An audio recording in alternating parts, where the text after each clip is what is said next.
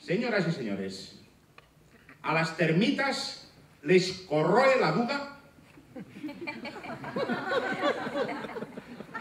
Si el abogado se vuelve loco, pierde el juicio. Si un minero se sorprende, se queda de piedra. A los cocineros se les va la olla. Todos los cuerdos tienen un nudo en la garganta. Los carpinteros se han clavado una astilla en el corazón. Las vacas son atolondradas. Vivir deprisa no es matar el tiempo. ¿Existen las casas encantadas de conocerse? ¿Se hacen mechas las mujeres a punto de explotar?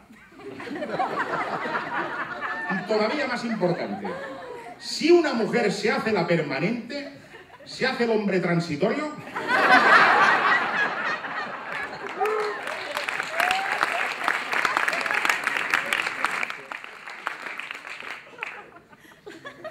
Y procederemos a la lectura del próximo poema, no sin antes recordarles aquel dicho que dice que es imposible estar casado y tener la razón al mismo tiempo.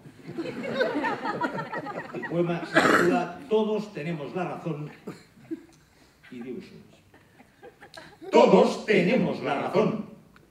Porque la razón es sagrada. Porque la razón es buena. Porque la razón es definitiva. Todos tenemos la razón. Porque la compramos, O porque la tenemos. o porque nos lo creemos, O porque nadie nos o discute. porque no hay nadie en casa. Todos tenemos la razón.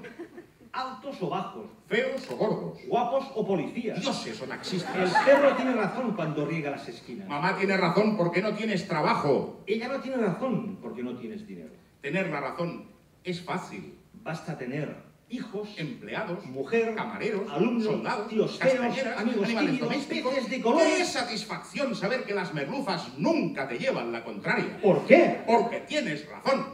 Todos tenemos la razón. Porque la razón es buena, es santa. Es el mejor invento desde el agua de Sels. Y en último caso, siempre se puede uno comer la merluza. Si esta se atreve a replicar. Porque todos tenemos la razón.